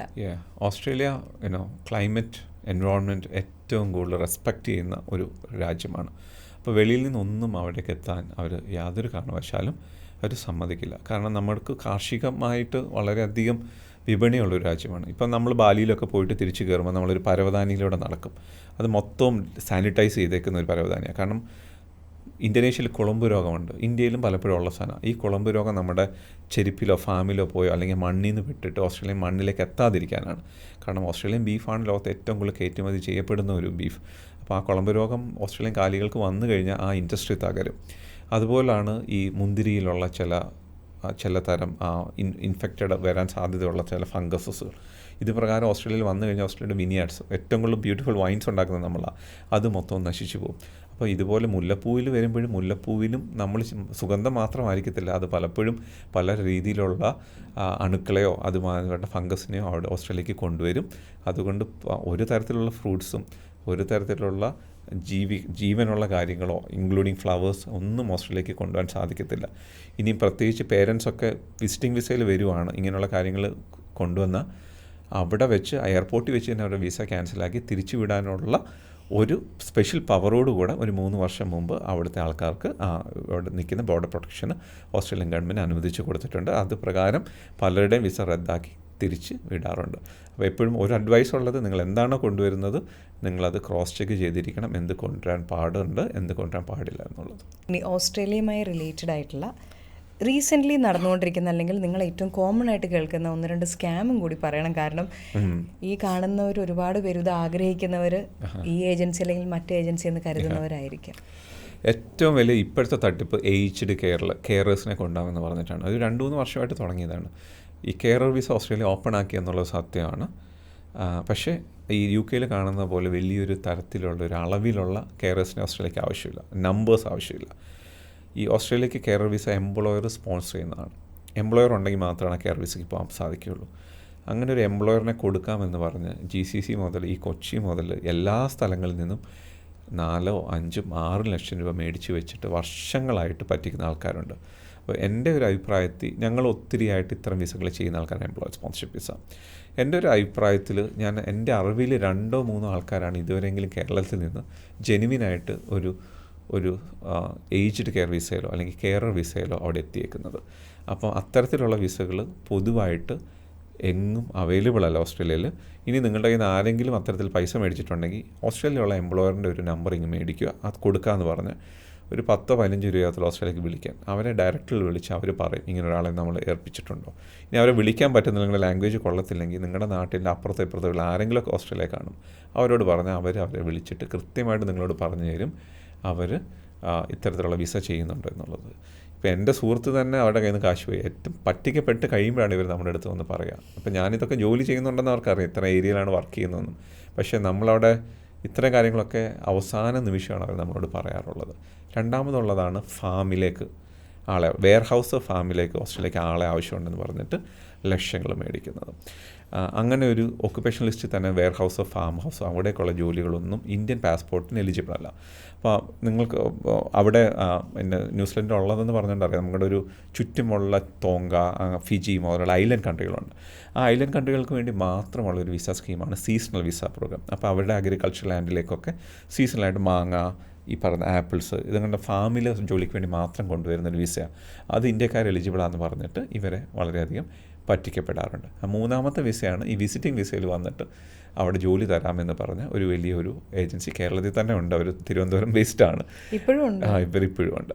അപ്പം അവർ പല രീതിയിലും ആൾക്കാരെ അവിടെ എത്തിച്ചിട്ട് ആദ്യം പറഞ്ഞ പോലെ ഈ അസൈലം വിസയിലേക്ക് കൊണ്ടുവരും. ഈ അസൈലം വിസയാണ് ഇപ്പോൾ യൂറോപ്പിലെല്ലാം പ്രശ്നങ്ങളായിരിക്കുന്നത്. ഇനി മെഡിക്കൽ ചെക്കപ്പ്, ഈ ഓസ്ട്രേലിയക്ക് വേണ്ടിയിട്ടുള്ള മെഡിക്കൽ ചെക്കപ്പ്സ് എങ്ങനെയാണ്? അറ്റ്ലീസ്റ്റ് ഇതൊക്കെ ഓരോ ഇതാണല്ലോ, ഇൻഡിക്കേഷൻ ആണല്ലോ ഇന്ന സ്ഥലത്ത്. അപ്പോൾ അങ്ങനെ മെഡിക്കൽ ചെക്കപ്പ്സ് എവിടെയാണ്? ആരെങ്കിലും ഡൽഹിയിലാണ് മെഡിക്കൽ എന്ന് പറഞ്ഞാൽ അന്നേരം തന്നെ വിചാരിച്ചോണ്ട് തട്ടിപ്പാണ്. ഓക്കെ, അതാണ് ഒന്നാമത്തെ ഈസി ആയിട്ട് ഇവർ പറ്റിക്കപ്പെടുന്നത്. ഡൽഹി വരെ പാവങ്ങളെ പൈസ കൊടുത്ത് വിടുകയും ഏതെങ്കിലും ഒരു ചെറിയ ലാബിൽ അവരത് സെറ്റ് ചെയ്യുകയും ചെയ്യും. ഓസ്ട്രേലിയയെ സംബന്ധിച്ചിടത്തോളം അവിടെ പാനൽ ഫിസിഷ്യൻസ് ഓസ്ട്രേലിയൻ ഗവൺമെൻറ്റിൻ്റെ വെബ്സൈറ്റിൽ തന്നെ അവൈലബിൾ ആണ്. ഇത്രയും നാൾ കിംസ് മാത്രമാണ് ഉണ്ടായിരുന്നത് തിരുവനന്തപുരത്ത്. ഇപ്പോൾ റീസെൻ്റായിട്ട് കൊച്ചിയിലും കോഴിക്കോടും ഓരോ സെൻറ്റേഴ്സ് വെച്ച് ഓപ്പൺ ആക്കി. അപ്പോൾ കോഴിക്കോടും കൊച്ചിയിലും തിരുവനന്തപുരത്തും മാത്രമാണ് കേരളത്തിൽ ഓസ്ട്രേലിയൻ ഗവൺമെൻറ് അംഗീകരിച്ച മെഡിക്കലുള്ളൂ. അങ്ങനെ ചുമ്മാ പോയാലും ഒരു മെഡിക്കൽ എടുക്കത്തില്ല. ഓസ്ട്രേലിയൻ ഗവൺമെൻറ്റിൻ്റെ ഒരു ഡിപ്പാർട്ട്മെൻറ്റ് ഇഷ്യൂ ചെയ്ത ഒരു ഹാപ്പ് ID എന്ന് പറഞ്ഞൊരു ID നിങ്ങൾക്ക് കിട്ടണം. അത് കൊണ്ടുപോയാൽ മാത്രമാണ് അവർ വിസ എടുക്കാനും ഈ മെഡിക്കൽ എടുക്കാനും സാധിക്കത്തുള്ളൂ. അപ്പോൾ നിങ്ങളുടെ കയ്യിൽ ഹാപ്പ് ID തരാതെ ഏജൻറ്റ് പറ്റിച്ചിട്ടുണ്ടെങ്കിൽ നിങ്ങളുടെ പൈസ പോയി എന്നുള്ളതാണ് അതിൻ്റെ അർത്ഥം. ഹാപ്പ് IDയോട് കൂടെ ഇത് ചെന്ന് കഴിഞ്ഞാൽ നിങ്ങളുടെ വിസ എടുക്കാൻ സാധിക്കും, നിങ്ങൾ മെഡിക്കൽ എടുക്കാൻ സാധിക്കും. ഇപ്പം അസറ്റിന് അവിടെ എത്ര ഓഫീസസാണ് ഓസ്ട്രേലിയയിൽ ഉള്ളത്? ഓസ്ട്രേലിയയിൽ നമ്മൾ 4 ടൗൺസിലാണ് ലൊക്കേറ്റ് ചെയ്തേക്കുന്നത്. നമ്മുടെ main office Brisbane, Perth, Melbourne and Darwin. അവിടെ 4ഇടത്തും നമ്മുടെ മാറ ഏജൻസിൻ്റെ സർവീസസ് അവൈലബിൾ ആണ്. അപ്പോൾ ഈ അവിടെ മാത്രമല്ല നിങ്ങൾ ഓപ്പറേറ്റ് ചെയ്യുന്നത്, അല്ലെങ്കിൽ ഇപ്പോൾ ഇന്ത്യയിൽ നിന്ന് മാത്രമല്ല ആൾക്കാരെ കൊണ്ടുവന്നത്. ഇപ്പോൾ അതിലൊരു 7% അങ്ങനെ അതല്ലാത്ത പുറത്തുനിന്നാണ് എല്ലാവരും വരുന്നത്. അപ്പോൾ GCC എന്നൊക്കെ വന്നു കഴിയുന്ന സമയത്ത് അവരുടെ ഡിമാൻഡ് എങ്ങനെയാണ്? അവരെന്താണ് ആഗ്രഹിക്കുന്നത്? PR, ജോലി, എങ്ങനെയാണ് അവരുടെ ഒരു ആഗ്രഹം? സോ GCC പർട്ടിക്കുലർലി പറഞ്ഞു കഴിഞ്ഞാൽ അവർക്കൊരു ട്രെൻഡുണ്ട്. അവർക്ക് ജോലിയോട് കൂടെ വരണം, അല്ലെങ്കിൽ വർക്ക് വിസയാണ് അവർ മെയിനായിട്ട് ചോദിക്കുന്നത്. അപ്പോൾ എനിക്ക് തോന്നുന്നു ഈ GCCയിലൊക്കെ ആൾക്കാർ പോയത് ജോലിയോട് കൂടെ പോയത് കൊണ്ടാണെന്ന് തോന്നുന്നു. പക്ഷേ ഓസ്ട്രേലിയയെ സംബന്ധിച്ചിടത്തോളം അങ്ങനെയല്ലല്ലോ. ഇതൊരു വെസ്റ്റേൺ കൺട്രിയിൽ അവിടുത്തെ അമേരിക്ക ആണെങ്കിൽ ഗ്രീൻ കാർഡ്, ഓസ്ട്രേലിയ ആണെങ്കിൽ അതിൻ്റെ PR, അങ്ങനെ PR കൂടെ വന്ന ശേഷമാണ് അവർക്ക് ജോലി കിട്ടുക. PR ഇല്ലാതെ തന്നെ ഓസ്ട്രേലിയയിലെ പല ജോലികളും നിങ്ങൾക്ക് കിട്ടില്ല, നല്ല ജോലികൾ. അപ്പോൾ PR ഉണ്ടെങ്കിൽ, അപ്പോൾ PR കൂടെ വന്നിട്ട് നിങ്ങളുടെ കപ്പാസിറ്റി അനുസരിച്ചിട്ട് നിങ്ങൾ ഇൻ്റർവ്യൂ ക്ലിയർ ചെയ്യുന്നതനുസരിച്ചിട്ടാണ് അവർക്ക് ജോലി സാധ്യത ഉണ്ടാവുക. അല്ലാതെ ജോലിയോട് കൂടെ കൊണ്ടുപോകുക എന്നുള്ളത് വളരെ വിരളമായി നടക്കുന്ന കാര്യമാണ്. അവർ അത്ര സ്കിൽഡ് ആണെങ്കിൽ എംപ്ലോയർ അവരെ സ്പോൺസർ ചെയ്യാനുള്ള സാധ്യതകളുമുണ്ട്. കോവിഡ് സമയത്ത് നമ്മൾ നടന്ന റിക്രൂട്ട്മെൻറ്റിലും അങ്ങനെ ഒട്ടനവധി ആൾക്കാർ കയറി വന്നിട്ടുണ്ട്. കേരളത്തിൽ നിന്ന് ഏറ്റവും കൂടുതൽ ആളുകൾ ഏത് ടൈപ്പ് ഓഫ് വിസയാണ് അപ്ലൈ ചെയ്യുന്നത്, അല്ലെങ്കിൽ അവരും ഇങ്ങനെയാണോ, PR ആണോ അവർ എയിം ചെയ്യുന്നത്, അതോ ഒക്കുപേഷൻസ്? സോ കേരളത്തിൽ നിന്ന് എല്ലാവരും ഡയറക്റ്റ് PR-നാണ് പ്രിഫർ ചെയ്യുക പൊതുവെ. അപ്പോൾ നമുക്ക് വിവിധങ്ങളായ ഒക്കുപേഷൻസ് കേരളത്തിൽ നിന്ന് കുട്ടികൾക്ക് കിട്ടാറുണ്ട്. അതിൽ മെയിനായിട്ട് ഈ റീസെൻ്റ്ലി ഏറ്റവും കൂടുതൽ വന്നത് നഴ്സസാണ് ഓഫ് കോഴ്സ്. കാരണം നമ്മുടെ നഴ്സിംഗ് പോപ്പുലേഷൻസ് UK-ലും അയർലൻഡിലും പിന്നെ ന്യൂസിലൻഡിലും വന്ന ക്യാപ്പ് കഴിഞ്ഞിട്ടും അവർക്ക് വളരെയധികം ഇൻവിറ്റേഷൻ വന്നു. പക്ഷേ അതിനോടൊപ്പം തന്നെ സോഷ്യൽ വർക്കേഴ്സാണ് എടുത്ത് പറയേണ്ട കാര്യം. കാരണം വളരെയധികം സോഷ്യൽ വർക്കേഴ്സിനെ പ്രൊഡ്യൂസ് ചെയ്യുന്ന ഒരു നാടാണ് കേരളം. അതുകൊണ്ട് തന്നെ കഴിഞ്ഞ 1.5 വർഷത്തോളം സോഷ്യൽ വർക്കേഴ്സിൻ്റെ number of invitations really high ആയിരുന്നു. അതുപോലെ തന്നെ ഓഡിയോളജിസ്റ്റ്, എൻ്റെ കസിൻ ഉൾപ്പെടെ ഓഡിയോളജിസ്റ്റ് അവിടേക്ക് വന്നു. Audiologist, speech pathologist, occupational therapist, physiotherapist, അങ്ങനെയുള്ള അലൈഡ് ഹെൽത്തിൽ വളരെയധികം ഇൻവിറ്റേഷൻസ് നടന്നു. പിന്നെ ബിൽഡിംഗ് ആൻഡ് കൺസ്ട്രക്ഷൻ ഞാൻ ആദ്യം പറഞ്ഞ പോലെ അലൈഡായിട്ട് ബിൽഡിംഗ് ആൻഡ് കൺസ്ട്രക്ഷനിലുള്ള ആൾക്കാർക്കും ഇൻവിറ്റേഷൻസ് വന്നു. പിന്നെ ഹൈ പോയിൻറ്റ്സ് ഉള്ള IT graduates, engineers, software developer, ICT security specialist, അങ്ങനെയുള്ള ഒക്കുപേഷൻസും വളരെയധികമായിട്ട് ഇൻവിറ്റേഷൻസ് വന്നു. ഇപ്പം ഈ തട്ടിപ്പ് ഏജൻസീസിൽ പോകുമ്പോഴാണല്ലോ നമ്മുടെ പൈസ പോകുന്നത്, ധനനഷ്ടം, മാനഹാനി എല്ലാം ഇങ്ങനെ പുറകെ വരുമല്ലോ. ഇപ്പം നിങ്ങളിപ്പോൾ അസറ്റിൽ കോൺടാക്റ്റ് ചെയ്യുകയാണെങ്കിൽ നിങ്ങളെ കോൺടാക്റ്റ് ചെയ്യാൻ വേണ്ടിയിട്ട് നമ്മൾ എന്താ ചെയ്യേണ്ടത്? സോ ഓസ്ട്രേലിയയിലാണെങ്കിൽ നമ്മുടെ അപ്പോയിൻമെൻറ്റ്സ് ബുക്ക് ചെയ്യണം. അത് ഓൺലൈനിൽ അവൈലബിൾ ആണ്, ഞങ്ങളുടെ എല്ലാ ഓഫീസസിനും അവൈലബിൾ ആണ്. ഒരു പെയ്ഡ് അപ്പോയിൻമെൻ്റ് ആണ്. പക്ഷേ ഇന്ത്യയിലോ നമുക്ക് ദുബായിൽ ഓഫീസുണ്ട്, കാനഡിയൻ ഓഫീസസ് ഉണ്ട്, സാംബിയ, അങ്ങനെയുള്ള രാജ്യങ്ങളൊക്കെ ആണെങ്കിൽ അവിടുത്തെ ലോക്കൽ ഓഫീസ് കോൺടാക്റ്റിൽ കണക്ട് ചെയ്ത് കഴിഞ്ഞാൽ അവർ നിങ്ങൾക്ക് ഫ്രീ എലിജിബിലിറ്റി അസസ്മെൻറ്റ് നൽകുകയും നിങ്ങൾ എലിജിബിൾ ആണ്, നിങ്ങളുടെ ഫയൽ നമ്മൾ എടുക്കുമെന്നുണ്ടെങ്കിൽ അതിനുശേഷം ആരുടെ ഇൻവോൾവ്മെൻറ്റും അതിലുണ്ടാവും. ഒരാൾ ഇപ്പോൾ രജിസ്റ്റേർഡ് ആണല്ലോ നിങ്ങൾ, അപ്പോൾ ഞാനൊരു ഏജൻസി കണ്ടുപിടിക്കാമെന്ന് വിചാരിക്കാം. ഞാൻ എന്തൊക്കെ കാര്യങ്ങൾ നോക്കണം ഈ ഏജൻസി ജെനുവിൻ ആണോ എന്നറിയാൻ? എൻ്റെ പൈസ പോവോ ഇല്ലയോ, ഇത് തട്ടിപ്പാണോ, ഇത് അറിയാനായിട്ടുള്ള ഒരു 3-4 വഴികൾ എന്തൊക്കെയാണ്? ഓസ്ട്രേലിയയെ സംബന്ധിച്ചിടത്തോളം അവർ തന്നെ ക്ലിയർ ആയിട്ട് പറഞ്ഞിട്ടുണ്ട്. ഓസ്ട്രേലിയൻ ഇമിഗ്രേഷൻ്റെ വെബ്സൈറ്റിൽ പോയാൽ ഒമാര എന്നാണ്, office of migration agent regulation authority, അതിൽ പോയിട്ട് രജിസ്റ്റേർഡ് ഏജൻസിൻ്റെ ഡീറ്റെയിൽസ് സെർച്ച് ചെയ്ത് കഴിഞ്ഞാൽ, ഞാൻ എൻ്റെ ലിങ്ക് വേണമെങ്കിൽ തരാം, അതിൽ നിങ്ങൾക്ക് നമ്മുടെ പേരടിക്കാം, ഇല്ലെങ്കിൽ നമ്മുടെ സ്ഥലം അടിക്കാം. ഇപ്പോൾ കൊച്ചി അല്ലെങ്കിൽ കേരള, ഇന്ത്യ എന്തടിച്ചാലും ആ ജുഡിഷ്യനിലുള്ള എല്ലാ രജിസ്റ്റേർഡ് ഏജൻസിൻ്റെയും ഡീറ്റെയിൽസ് അതിൽ വരും. ഇപ്പോൾ കൊച്ചിയിൽ നിങ്ങൾ അടിച്ചു കഴിഞ്ഞാൽ ഒരു 4 പേരോ 5 പേരോ മാക്സിമം വരുന്നുണ്ട്. ഈ 5 പേരും ഓസ്ട്രേലിയയുടെ രജിസ്റ്റേർഡ് ആണ്. ഈ 5 പേരും ഓസ്ട്രേലിയയുടെ ഇതിൻ്റെ കോഡ് ഓഫ് കണ്ടക്റ്റിൻ്റെ അണ്ടറിൽ വരുന്ന ഏജൻസ് ആണ്. സോ അവരെ ആരെ ചൂസ് ചെയ്യുന്നതിലും പ്രശ്നം ഉണ്ടാവില്ല. ഓക്കെ, അതായിരുന്നു ഞാൻ അടുത്തായിട്ട് ചോദിക്കാൻ വന്നത്. ഇപ്പോൾ രജിസ്റ്റേർഡ് ആയിട്ടുള്ള ആളുകൾ, അതിപ്പോൾ A അല്ലെങ്കിൽ B അല്ലെങ്കിൽ C, പക്ഷേ ശരിക്കും ഈ Aയും Bയും Cയും ഒരേപോലെ ആയിരിക്കുമോ സർവീസ് കൊടുക്കുക? ഇല്ല, തീർച്ചയായിട്ടും. അതിന് നമുക്ക് ഓസ്ട്രേലിയയിൽ തന്നെ വിളിച്ച് ചോദിക്കുമായിരിക്കും എപ്പോഴും നല്ലത്. ഓസ്ട്രേലിയയിൽ ഇതിനുള്ളിൽ ഏറ്റവും നല്ല പേരുള്ള ഒരാളെ കണ്ടുപിടിക്കാൻ മലയാളികളെ സംബന്ധിച്ചിടത്തോളം വലിയ പ്രയാസങ്ങളൊന്നും ഉണ്ടാവില്ല. ഓസ്ട്രേലിയയിലുള്ള ആൾക്കാരോട് വിളിച്ചു ചോദിച്ചാൽ അവർ തന്നെ പറയും അവിടെ റെപ്യൂട്ടഡ് ആരാണെന്നുള്ളത്. അപ്പം അതായിരിക്കും ഒന്നാമത്തെ കാര്യം. പിന്നീട് പലരും പല രീതിയിലുള്ള പ്രൊഫഷണൽസ് ഉണ്ട്. ഇപ്പോൾ എന്നെ സംബന്ധിച്ചോളം ഞാനൊരു സോഷ്യൽ വർക്കറാണ്. അപ്പം ASSWO അല്ലെങ്കിൽ സോഷ്യൽ വർക്കിൻ്റെ അസസ്മെൻറ്റോ അല്ലെങ്കിൽ സോഷ്യൽ വർക്കും അലൈഡ് ഹെൽത്തുമായിട്ടുള്ള എല്ലാം എൻ്റെ ഏരിയ ഓഫ് സ്പെഷ്യാലിറ്റിയാണ്. എൻ്റെ കൂടെ 7-8 പേരുണ്ടെന്ന് പറഞ്ഞാൽ അവരെല്ലാം പല വിവിധങ്ങളായ ജോലിയിൽ എക്സ്പീരിയൻസ്ഡ് ഉള്ളവരാണ്. അപ്പോൾ ചില ആൾക്കാർ നഴ്സസാണ്, ചില ആൾക്കാർ സ്പെഷ്യലൈസ് ചെയ്യുന്ന എഞ്ചിനീയറിംഗ് ആണ്. അങ്ങനെ അവരുടേതായ പ്രൊഫഷണൽ എക്സ്പേർട്സ് ആണ്. അപ്പോൾ നമ്മൾ തന്നെ നമ്മുടെ ഉള്ളിൽ തന്നെ നമുക്ക് ഷോർട്ട് ലിസ്റ്റ് ചെയ്യാൻ പറ്റും. ഇന്ന ഓക്കുപേഷൻ ആണെങ്കിൽ ഇന്ന ആളുടെ അടുത്ത് പോവുക, ഇന്ന ഓക്കുപേഷൻ ആണെങ്കിൽ ഇന്ന ആളാണ് സ്പെഷ്യലൈസേഷൻ എന്നുള്ളത്. അപ്പോൾ അങ്ങനെയും നിങ്ങൾക്ക് സെലക്ട് ചെയ്യാൻ സാധിക്കും. നമ്മൾ കേരളത്തിൽ അങ്ങോളം ഇങ്ങോളം യാത്ര ചെയ്യുമ്പോൾ പരസ്യ ബോർഡുകളിൽ ഇഷ്ടം പോലെ ഒന്ന് കഴിഞ്ഞാൽ ഒന്നിൽ നമ്മൾ വിദേശത്തേക്ക് കയറ്റിവിടുന്ന ബോർഡുകളാണ്. പ്രത്യേകിച്ച് ഓസ്ട്രേലിയ, ന്യൂസിലൻഡ് അങ്ങനത്തെ രാജ്യങ്ങൾ ഒത്തിരി കാണുന്നുണ്ട്. ഓസ്ട്രേലിയ പോപ്പുലർ ആയതുകൊണ്ട് തന്നെ ഞാൻ തന്നെ ഒരുപാട് വായിച്ചിട്ടുണ്ട്. അപ്പോൾ ഇവർ ഈ 5 രജിസ്റ്റേർഡ് ആളുകളിലല്ല. അപ്പോൾ അവരെന്ത് ബേസിസിലാണ് അവരിതിങ്ങനെ ചെയ്യുന്നത്? അവരുടെ അടുത്ത് പോയി നമ്മൾ അപ്ലൈ ചെയ്താൽ എന്ത് പറ്റും? അവരെ സംബന്ധിച്ചിടത്തോളം അവരൊരു അപ്ഡേറ്റഡ് ആയിട്ടുള്ള എന്തെങ്കിലും ഉത്തരങ്ങൾ അവിടെ ഉണ്ടെന്നോ അത്തരം പ്രോസസ്സ് അവർക്ക് അറിയാമോ എന്ന് എനിക്ക് ഉറപ്പില്ല. കാരണം ഞാൻ പറഞ്ഞ പോലെ ഈ 4-5 രജിസ്റ്റേർഡ് ഏജൻസ് ഉള്ളത് അവർ അപ് ടു ഡേറ്റ് ആണ്. ഇവരെ സംബന്ധിച്ചിടത്തോളം എല്ലാവർക്കും ഓസ്ട്രേലിയ പോകണമെന്ന് ആഗ്രഹമുണ്ട്. ഈ ആഗ്രഹമുള്ള പോപ്പുലേഷൻ അതിൽ എന്തും അവർക്ക് സെല്ല് ചെയ്യാൻ പറ്റും. അപ്പം പറ്റിക്കപ്പെടാനിരിക്കുന്നവർക്ക് അവരുടെ ഇടയിലേക്ക് എത്താം, പരസ്യം കണ്ട് ചെന്ന് അവരുടെ തട്ടിപ്പിൽ പെടാം. പക്ഷേ നിങ്ങളൊരു കൃത്യമായ റിസർച്ചോടുകൂടെ വരികയും ഓസ്ട്രേലിയൻ ഗവൺമെൻറ് അംഗീകരിച്ച അല്ലെങ്കിൽ ഇമിഗ്രേഷൻ ലോ ഫേം വഴി പോവുകയാണെങ്കിൽ നിങ്ങളുടെ ഡെസ്റ്റിനേഷനിലേക്ക് നിങ്ങൾക്ക് കൃത്യമായി എത്തുകയും ചെയ്യും. ഇനി ഏറ്റവും കൂടുതൽ കേട്ടിട്ടുള്ള ഒരു ചോദ്യത്തോടു കൂടി നമുക്ക് അവസാനിപ്പിക്കാത്ത ഇതാണ്, പൈസ ഉണ്ടെങ്കിൽ നമുക്ക് PR കിട്ടും, PR കിട്ടിയാൽ നമുക്ക് ജോലി കിട്ടും, പിന്നെ നമുക്ക് ജോലി ഇല്ലെങ്കിലും അവിടെ PR ഉള്ളത് കൊണ്ട് ഗവൺമെൻറ്റിൻ്റെ ചിലവിൽ കഴിയാം. ഇങ്ങനെ പൈസ ഉള്ളത് കൊണ്ട് PR കിട്ടുന്ന സിസ്റ്റം ഉണ്ടോ? ഇല്ല, അങ്ങനെ ഒരു സിസ്റ്റം ഇല്ല. അങ്ങനെ ഉണ്ടായിരുന്നെങ്കിൽ ചൈനയിൽ നിന്ന് എല്ലാവരും, അവിടുത്തെ സമ്പന്നരെല്ലാവരും തന്നെ ഓസ്ട്രേലിയയിൽ എത്തിയാണ്. അവരുടെ അങ്ങനെ ഒരു പ്രോസസ്സ് തന്നെ ഓസ്ട്രേലിയക്കില്ല. പൈസയും കൊണ്ട് ഓസ്ട്രേലിയക്ക് ഒരു കേസും നിങ്ങൾക്ക് നടക്കാൻ സാധിക്കത്തില്ല. നിങ്ങൾക്ക് സ്കില്ലുണ്ടെങ്കിൽ പൈസ ഇല്ലെങ്കിലും നിങ്ങൾക്ക് വിസ കിട്ടും. അതാണ് എൻ്റെ അഭിപ്രായം. സ്കിൽഡ് ഉണ്ടാവണം, സ്കിൽഡ് എക്സ്പീരിയൻസ് ഉണ്ടാവണം, നിങ്ങൾക്ക് നല്ല ഇംഗ്ലീഷ് ലാംഗ്വേജ് ഉണ്ടാവണം, ഓസ്ട്രേലിയ വിസ തന്നിരിക്കും. ഓക്കെ, അപ്പം thank you so much for your time. കാരണം ഓസ്ട്രേലിയ എന്ന് പറയുമ്പോൾ എല്ലാവരും ഒരു ഹോട്ട് ഡെസ്റ്റിനേഷനായിട്ട്, അങ്ങനത്തെ ഒരു ഹോട്ട് സ്പോട്ട് പോലെ കാണുന്നൊരു സ്ഥലമാണ്. ഒരുപാട് സ്കാമുകൾ നടക്കുന്നതാണ്. ഇപ്പം നിങ്ങൾ പറഞ്ഞു 4 അല്ലെങ്കിൽ 5 രജിസ്റ്റേർഡ് ആളുകളെ കാണാമെന്ന്. പക്ഷെ ഞാൻ എൻ്റെ മനസ്സിൽ ഓർക്കുമ്പോൾ തന്നെ Australian migration, immigration, student handle ചെയ്യുന്ന ഒരു 10 ഏജൻസിയെങ്കിലും ഞാൻ പരസ്യം അയച്ചായിട്ട് എൻ്റെ ഓർമ്മയിലുണ്ട്. പക്ഷേ ഇത്രയും ആകെ രജിസ്റ്റേർഡ് ഉള്ളൂ എന്നറിയുന്നത് അത് ശരിക്കും ഒരു അറിവാണ്, ഒരു പുതിയൊരു അറിവാണ്. അപ്പം thank you so much for your time, Mathews. Thank you.